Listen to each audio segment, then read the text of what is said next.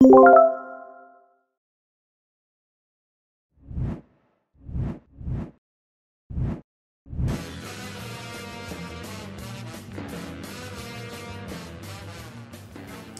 Sobat Vokasia, selamat datang di Podcast Sia.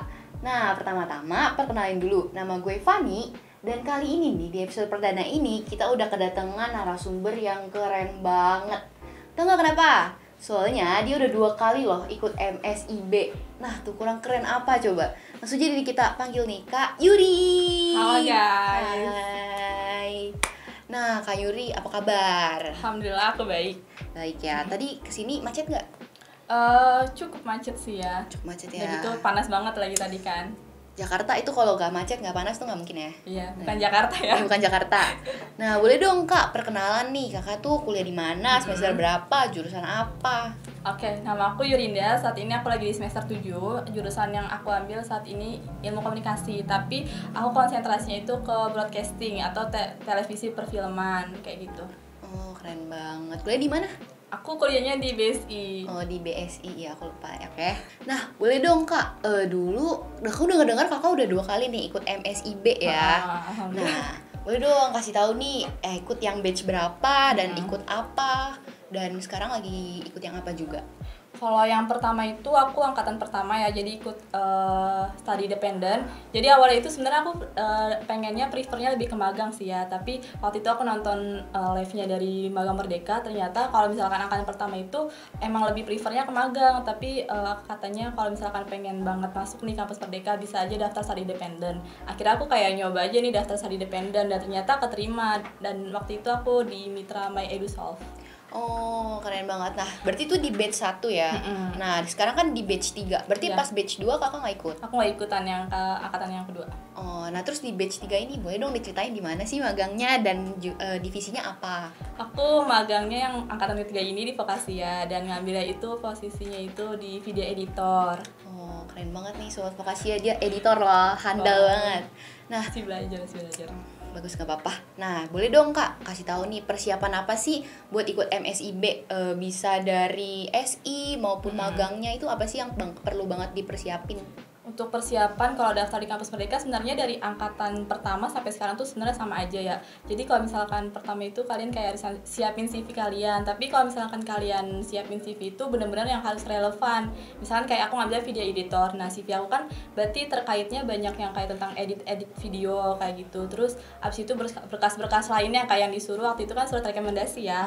Terus SPTJM juga itu harus benar-benar dilengkapin. Terus KRS juga ya, maksudnya kayak nilai akhir itu nilainya selama kita itu ya. Iya, IPK kalian berapa itu benar-benar harus banget disiapin. Karena kalau misalkan nggak disiapin kan kita belum bisa daftar ya kalau yang angkatan 3 ini. Beda sama angkatan pertama. Kalau angkatan pertama aku waktu itu buat surat rekomendasi SPTJM itu belum ada. Jadi surat rekomendasinya turun pas aku udah keterima di mitranya kayak gitu. Jadi nggak seribet yang sekarang. Jadi daftar dulu, keterima, baru tuh bikin surat rekomendasi. Iya, betul. Beda banget kan sama sekarang Iya, ya. beda banget ya. Terus buat template-template itu juga dikasih dari mereka atau dari kampus?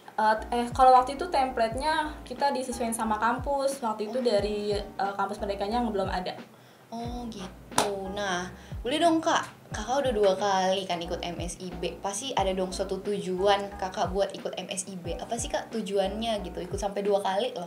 Jadi yang pertama itu awal-awal aku kayak nggak ngerti kan kampus Merdeka itu apa. Jadi karena temen ikut ya udah aku coba ikut aja. Tapi ternyata pas aku daftar temen aku nih nggak ikut nih. Tapi malah aku yang keterima gitu. Ya udah alhamdulillah. Terus aku yang waktu itu daftar karena waktu itu di mitra aku tuh belajarnya tentang video editing, salah satunya belajar Premiere juga kan. Aku emang pengen banget ngedalamin tentang Premiere.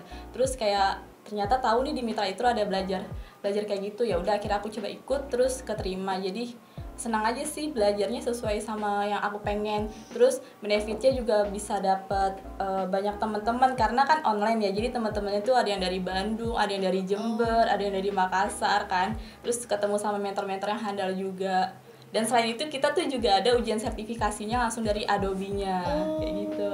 Jadi dari SI itu udah dapet sertifikasi langsung dari Adobe-nya juga? Iya, kalau yang mitra aku kayak gitu karena kan ada kerjasama sama Adobe-nya. Jadi ada kelas Adobe sama Microsoft, tapi aku yang ngambilnya yang Adobe. Jadi ujiannya nanti langsung dari Adobe-nya kayak gitu. Oh, jadi pas SI itu benar-benar fokus belajar ngediting. Nah, di magang ini juga ngambil editor lagi Iya, ya. karena udah ada pengalaman kan gitu. Jiwa editor. Nah, boleh dong Kak, impression Kakak nih pas ikut MSIB tuh gimana sih? Awalnya sih kayak aku mungkin deg-degan ya pastinya karena kan saingannya juga banyak, tapi impressionnya itu ke mitra kayaknya wah banget gitu kan, karena aku tadinya nggak tahu itu mitra tentang apa gitu. Pas aku tahu oh ternyata mitranya ini memang kayak fokus untuk ngembangin sesuai karir kalian gitu. Misalnya kalian pengen yang fokusnya di Adobe, bisa nih ikut di mitra yang aku gitu kan, karena kita belajarnya tentang Adobe bener-bener, terus ada ujian sertifikasinya juga, dan sertifikasinya juga udah tarifnya internasional kayak gitu.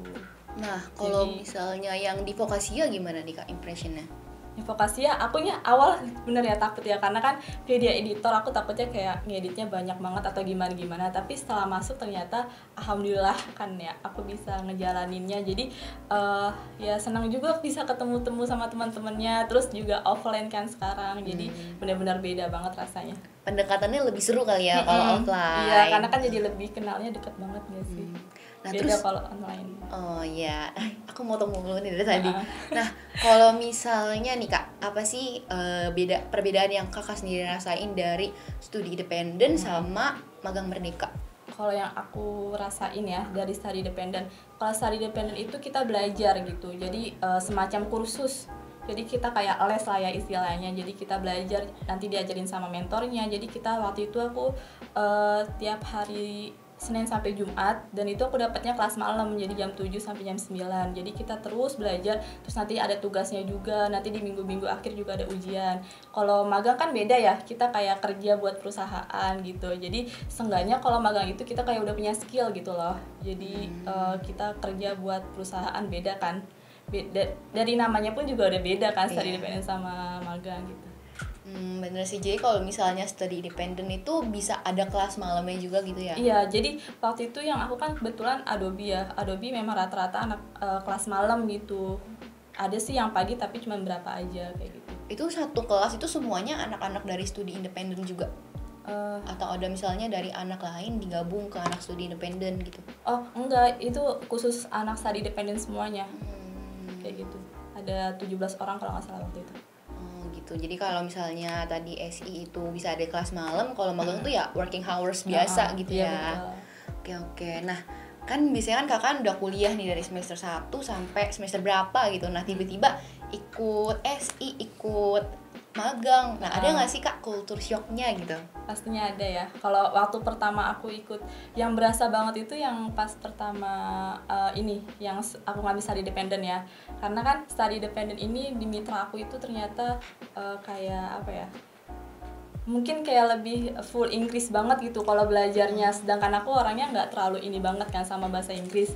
Terus apalagi ujiannya pun juga full Inggris juga, ada gitu ada skornya khusus gitu kan untuk bisa dapat sertifikatnya. Terus ada gitu juga waktu itu aku sambil kuliah juga gitu, walaupun dikonversi kan, tapi dari pihak kampus tuh nyuruh buat tetap ikut kuliah juga.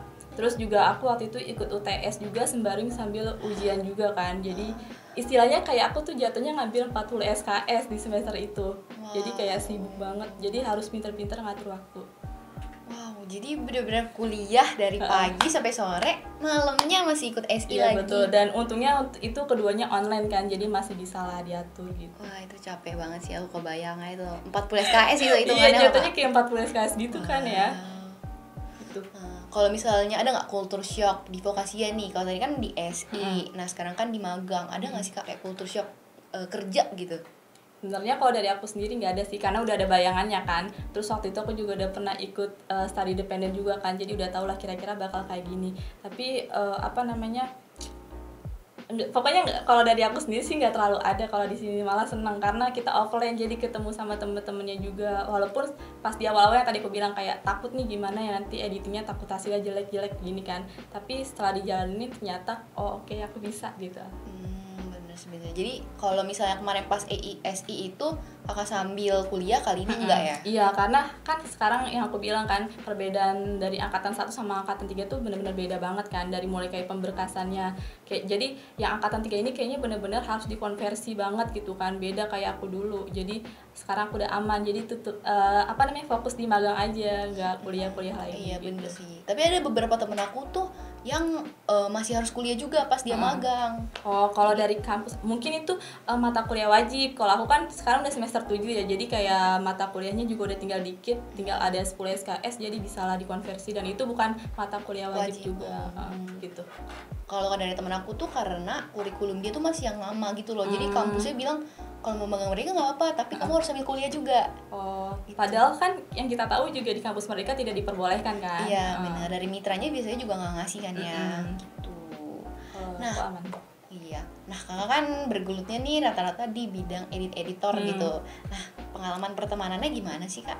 Pastinya kalau pengalaman pertemanannya pastinya lebih seringnya ketemu sama teman cowok. Contohnya aja kayak sekarang nih di tim kan, kebanyakan aku kan ada timnya itu, di tim aku kan tim A dan editor itu ada 4 orang dan aku cewek sendiri gitu. Jadi temennya rata-rata cowok, tapi aku seneng karena rata-rata tuh teman cowok tuh lebih bukan pengalaman, jadi dia lebih tahu ilmunya lebih banyak dibanding editnya gitu. Jadi aku bisa kayak nanya-nanya ke mereka gitu, jadi saling feedbacknya seru lah ya. Aku jadi tahu lebih banyak juga tentang editing gitu. Jadi selain berteman itu bisa sambil belajar lebih banyak gitu ya, dan belajarnya lebih seru nggak sih kalau sama teman gitu kan. Nah, boleh dong Kak, coba nih, kan aku rasa Sobat Vokasi banyak nih yang pada pengen tahu gimana sih cara ikut MSIB. Nah, kakak kan udah 2 kali nih ikut SI, ikut magang. Boleh nih Kak kasih tips and triknya dong, gimana sih kok bisa keterima gitu. Kalau tips and tricksnya, kalau dari aku pertama itu kalian kayak harus CV-nya ya, atau resume lah ya. Jadi kalian harus sesuaiin sama passion kalian. Kayak aku daftarnya di video editor, berarti CV-nya lebih diperbanyakin tentang hal-hal editing. Misalnya kalian bisa Premiere, terus kalian pernah ikut sertifikasi Premiere juga kayak gitu. Terus abis itu juga harus lengkapin data-datanya juga, jangan sampai ada yang kayak dipalsuin atau apapun kayak gitu kan. Terus yang pertama juga kayak harus hubungin sama pihak kampus nih kalau misalkan kalian udah keterima, takutnya nanti pihak kampus nggak tahu juga kan. Jadi kayak nanti kalau misalkan ada konversi ataupun apa ribet gitu. Dan menurut aku yang satunya itu, kalau ada saran dari aku itu tuh kalian kayak harus coba dulu sebelum kalian, misalkan kayak teman-teman aku nih, aku ajakin daftar, mereka tuh kayak pada udah takut karena saingannya banyak gitu, padahal mereka belum ngecobain gitu. Tapi kalau misalkan udah ngecobain, kita udah tahu nih di fase mana kita yang bakal salah kayak gitu. Bener tuh Sobat Vokasi ya, pokoknya kalau kalian nggak pernah nyoba kalian nggak akan tahu deh batas kalian tuh sampai mana ya. Nah, ada lagi nggak nih Kak masukan-masukan buat teman-teman sekalian? Yang pasti kalau dari aku tuh jangan takut buat ngecoba, karena kita nggak bakal tahu kan kalau misalkan kita nggak coba, kita nggak bakal tahu gitu di mana fase-fase yang salah kita, di mana kayak gitu. Bener, pokoknya kalau misalnya ada kesalahan tuh artinya kalian punya kesempatan untuk memperbaiki gitu loh. Betul. Bener banget. Oke Sobat Vokasi ya, mungkin episode perdana podcast ya sampai di sini dulu aja ya. Nah, pertama-tama aku pengen ngucapin terima kasih banyak buat Kak Yuri udah mau datang, siapin waktunya untuk sharing-sharing sama Sobat Vokasi dan sama kita-kita semua di sini. Makasih banyak ya Kak ya. Sama Fani. Semangat terus magangnya dan semoga sukses terus. Sukses juga buat Fani ya. Iya, amin. Nah, tapi sebelum kita akhirin, aku pengen nanya nih, Sobat Vokasi ya, kalian pasti pada tertarik gak sih ikut MSIB?